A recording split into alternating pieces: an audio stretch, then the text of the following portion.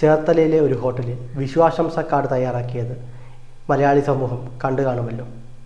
കുഴിമന്തിയും അൽഫാമും കഴിക്കുന്ന ഉണ്ണിക്കണ്ണൻ.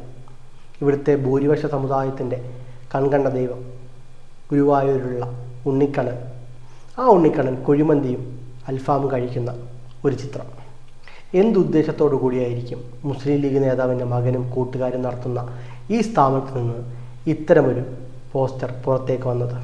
ഇവിടുത്തെ ഭൂരിപക്ഷ സമുദായത്തിൻ്റെ മതവികാരം വ്രണപ്പെടുത്തുവാനുള്ള ഇവരുടെ നടപടി ആരെങ്കിലും ചൂണ്ടിക്കാണിക്കുന്നത് നിങ്ങൾ കണ്ടോ?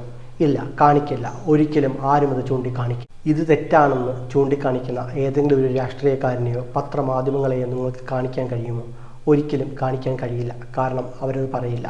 കാരണം ഇവിടുത്തെ ഹൈന്ദവൻ്റെ വിശ്വാസങ്ങൾ കേൾക്കുന്ന മുറിവുകൾ ഒരിക്കലും തുന്നിക്കെട്ടാൻ അവരെ കൊണ്ട് കഴിയില്ല. അവർ അതിന് വരില്ല. കാരണം ഇവിടെ വോട്ട് ബാങ്ക് എന്ന് പറയുന്നത് ഇസ്ലാമാണ്. ഇത് നമുക്ക് തിരിച്ചും ചിന്തിക്കാം. ഇപ്പോൾ മറ്റുള്ള ഏതെങ്കിലും മതത്തിനെ ആയിരുന്നെങ്കിൽ ഇവിടെ ചാനൽ ചർച്ചകളിൽ വന്നിരുന്ന് ഇവർ എന്തൊക്കെ പുലമ്പിയനെ, ഇവിടുത്തെ അത് ഇട്ട ആളുകളെക്കുറിച്ച് എന്തൊക്കെ പറയുമായിരുന്നു.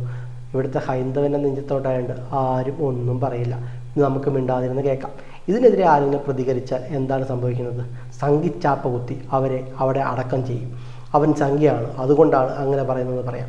നമ്മുടെ ശ്രീകൃഷ്ണ ഭഗവാനെ അപമാനിച്ചിട്ട്, അല്ലെങ്കിൽ നമ്മുടെ വിശ്വാസ സമൂഹത്തെ അപമാനിച്ചിട്ട് ഇപ്പോൾ ഇത്രയും സമയമായി ആരെങ്കിലും എന്തെങ്കിലും പറയുന്നത് കേട്ടോ? ഇല്ല, ആരുമൊന്നും പറയില്ല. കാരണം അവർക്ക് ഇതിലിടപെടേണ്ട ആവശ്യമില്ല. അവരുടെ വോട്ട് ബാങ്ക് അല്ല. ഇവിടെ എന്താണ് കാണുന്നത്? ഹൈന്ദവ ദൈവങ്ങളെയും ഹൈന്ദവ ദൈവങ്ങളുടെ ചിഹ്നങ്ങളെയും ആർക്കും എപ്പോഴും ചവിട്ടി അരയ്ക്കാനും കുറ്റം പറയാനും മാത്രമായി മാറുന്ന ഒരു കാഴ്ചയാണ് നമുക്കിപ്പോൾ കാണുന്നത്. ഇതിൽ നിന്ന് നമ്മൾ ഉയരണ്ടേ? അല്ലെങ്കിൽ എന്നും ചവിട്ടുകൊണ്ട് കിടക്കണോ? ഇതിപ്പോൾ ഒന്നും രണ്ടുമല്ല. ഗണപതി മിത്ത്, ഇപ്പോൾ ശ്രീകൃഷ്ണൻ, ഇനി അടുത്തത് ആര്?